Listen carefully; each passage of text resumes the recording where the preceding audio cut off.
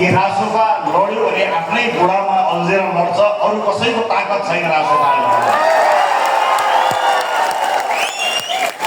आफूलाई अझ बढी सार्थक बनाउने बेला आएको छ हो। जब धेरैको मन जित्न सकिँदैन त्यसपछि केहीको मन जितेर राजनीतिमा अगाडि बढ्ने प्रचलन चलेको छ। तर त्यो प्रचलनको बिउ हामीले रोक्न हुँदैन।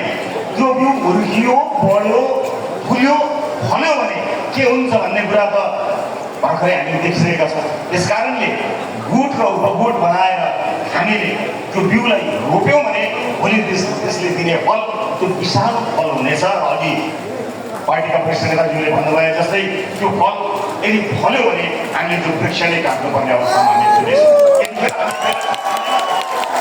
हामी ठिक समयमा छ साथी, हामी कस्तो फल रोप्ने, कस्तो बिउ रोप्ने भन्ने बेलामा अडिएका छौँ।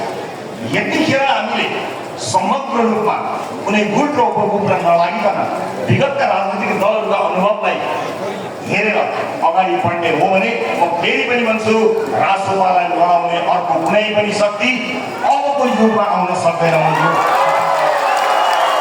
निर्णयका साथ भन्न सक्छु। अब साथीहरू कहिलेकाहीँ के हुँदो रहेछ भने त्याग र बलिदान भनेको अरूले गर्यो भने खुसी मान्ने, तर आफूले गर्नु पर्यो भने दुःख मान्ने कुरा हुँदो रहेछ। यसबाट चाहिँ यहाँहरूलाई म सचेत रहनको लागि अनुरोध गर्न चाहन्छु। यो ऐतिहासिक महाधिवेशनले हामी बिचमा पनि केही वैमनस्यता रहेछन् भने, हामी बिचमा पनि त्यस्ता समस्या रहेछन् भने त्यसलाई अन्त्य गर्ने एउटा महत्त्वपूर्ण बिन्दु यो बनोस् भन्ने म चाहना राख्दछु। राष्ट्रपाको 2/3 सरकार बनेको छ साथीहरू। पार्टीले यसलाई निगरानी गरिरहेको छ। पार्टी प्रतिबद्ध छ। लोकतन्त्रका आधारभूत मान्यता सिद्धान्तहरूबाट कोही कतै पार्टी विचलित हुने छैन। यो प्रतिबद्धता मैले गरि नै सकेको छु। विचार, सिद्धान्त, आदर्श जस्ता महत्त्वपूर्ण कुराहरूलाई अझ बढी स्पष्ट गर्दै जाने एउटा राजनीतिक पार्टीको निरन्तरको कार्य यसमा राष्ट्रमा खरो उक्लिएको छ। मैले अघि जलेश्वर बैठकको कुराकानी गरेको थिएँ। जलेश्वर बैठकमा यो कुरा स्पष्ट रूपमा हामीले भनिसकेका थियौँ। तर हाम्रा मामलामा अन्य धेरै विषयहरू चर्चाको विषय भने, अन्य धेरैहरू हल्लाको विषय भने हाम्रा प्रतिवेदन, हाम्रा राजनीतिक दस्तावेजलाई हेर्ने समय निकालिएन। मलाई विश्वास छ सिङ्गो देश र संसारले केन्द्रमा राखेको राष्ट्रबाट अबका दस्तावेजहरू हेरिनेछन्, पढिनेछन् र तिनीलाई हचुवाको भरमा होइन, गहन अध्ययन गरेर यसमाथि विद्वत समूहले विश्लेषण गर्नेछ भन्ने कुरामा म आशावादी छु। हाम्रो साथीहरूले स्वस्थ प्रतिस्पर्धा गर्नुहुनेछ, स्वच्छ प्रतिस्पर्धा गर्नुहुनेछ। सँगसँगै म आशावादी छु सरकार जुन आशा र भरोसामा उभिएको छ त्यसमा खरो उभिनेछ। प्रयास त निकै हुनेछ। प्रयास त लडाउने, ढलाउने, फाको ल्याउने प्रयास त निकै हुनेछ। म आज यस ऐतिहासिक स्थानमा उभिएर भन्न चाहन्छु,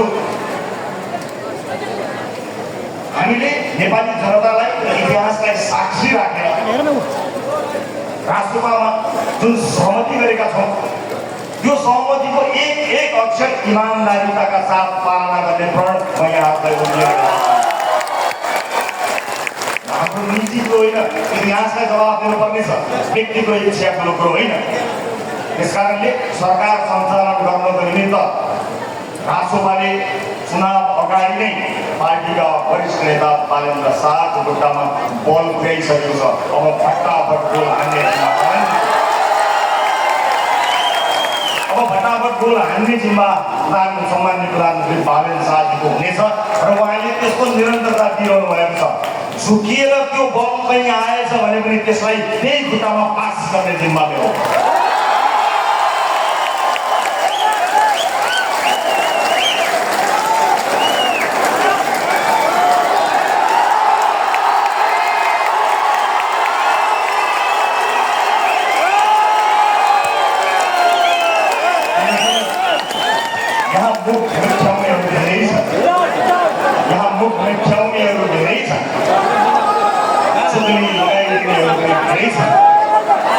म तिनलाई जवाब दिन गइरहेको छैन साथीहरू, म त इतिहासलाई जवाब दिनको लागि खडा किनभने आजको दिन त बितेर जानेछ। भोलि फेरि सन्ततिहरूले सोध्नेछन् इतिहासले तिमीहरूलाई मौका दिएको थियो। इतिहासले तिमीहरूलाई पहिलो महाधिवेशनभन्दा पनि अगाडि तिमीहरूलाई यति जनमत दिएको थियो कि संसारको कुनै पनि राजनीतिक दललाई महाधिवेशन हुनुभन्दा अगाडि 2/3 बहुमत दिएको मलाई सम्झना छैन। आज जन्मेकाहरूले मात्र होइन, भोलि यस देशमा यस धरतीमा जन्मेकाहरूले पनि मलाई र बालेन्द्रलाई प्रश्न गर्नेछन्, यो मौकालाई तिमीहरूले किन गुमाउनु थियो? हामी त्यो प्रश्नलाई सभाका लागि बाँच्न चाहन्छौँ। इमानदारिताका साथ त्यो अवसरलाई हामी सदुपयोग गर्न चाहन्छौँ। हाम्रा लागि होइन, आउने सन्ततिका लागि, जन्मिसकेका लागि मात्र होइन, जन्मन बाँकी यस देशका नागरिकका लागि। आदरणीय दाजुभाइ दिदीबहिनीहरू, आफ्नो भनाइ छुट्याउने क्रममा गएको छु। पार्टी जीवनमा समस्याहरू नआउने भनेर आउँछ, विभिन्न तहमा समस्याहरू आउँछ र हाम्रो पार्टी केवल हाम्रा साथीहरूले मात्र बनेको पार्टी होइन, विभिन्न राजनीतिक दलबाट हामी कहाँ आउनुभएका साथीहरू पनि आउनुभएको छ, हाम्रो परिवार बनेर आउनुभएको छ। यो सबैको सम्मिश्रणले पार्टी बनेको छ। पार्टीभित्र या राजनीतिक दलभित्रको आबद्धता भनेको, कुनै पनि राजनीतिक दलमा म आबद्ध हुन्छु भन्नु भनेको तत्कालको लाभका लागि होइन। इतिहासको पाना पल्टाएर हेर्नुहोस् न, मैले यसभन्दा अगाडिको कुनै एउटा समारोह भनेको सम्झना गर्छु, सम्झिहेर्नुहोस्। आज त राजसभामा एउटा लहर छाएको छ, सम्भवतः भोलि टिकट पाइन्छ होला, पछि पालिकामा जितिन्छ होला, म मेयर हुन्छु होला, उमेर हुन्छ होला भनेर केही साथीहरू लोभिनु भएको छ होला, लोभ्याइएको पनि छ होला। तर कुनै पनि दिन पार्टीले होइन, अब हामीले 8-10 वर्ष विद्रोह गर्नुपर्नेछ, त्यसका लागि हामी तयार हुनुपर्नेछ भन्यो भने त्यो त्याग, त्यो बलिदान र त्यो यात्रामा हिँड्नका लागि हामी तयार छौँ। हामी तयार छौँ त भन्छौँ र आजैबाट टिकट फार्मलाई दिएँ भनेर झुटको राजनीतिमा लाग्यो भने इतिहासले हामीलाई धिक्कार्नेछ। त्यस कारणले आफ्नै परिवारलाई आज पहिलो महाधिवेशनमा उभिएर यति भन्न चाहन्छु, साथी हो, मलाई केही पनि चाहिएको छैन। संस्थापक सभापति भएका नाताले भर्खरै सुरु भएको पार्टीमा एउटा सानो पदका लागि चौबाटोमा लडेर हेलमेटले हानेर एकअर्काको दाँत झार्न गएको दृश्य बाँचुन्जेल हेर्न नपरोस्, मेरो यति कामना छ। हामीले जन्माएको पार्टी भएको हुनाले कुनै एउटा पदका लागि अस्वस्थ प्रतिस्पर्धा गरेको, सदस्यताहरू जम्मा गर्दै आफ्नो निर्वाचितले प्रपञ्च गरेको र सडकको राजनीतिको बिउ रोपेको कम्तीमा कम आफू बाँच्नुले हेर्न नपाएको हुन्थ्यो भन्ने कामनामा आज ऐतिहासिक पार्टी छ। एउटा कुरा चाहिँ मलाई के थाहा छ भने, जसले जिते पनि भण्डी बाहकले जित्छ, जसले जिते पनि राजसभाले जित्छ। आफ्ना जिताउन होइन, जितेका आफ्ना हुन् भन्ने भावना लिएर गयो भने हामी विशाल राजसभा बन्नेछौँ। यो विशाल राजसभाको पहिलो ऐतिहासिक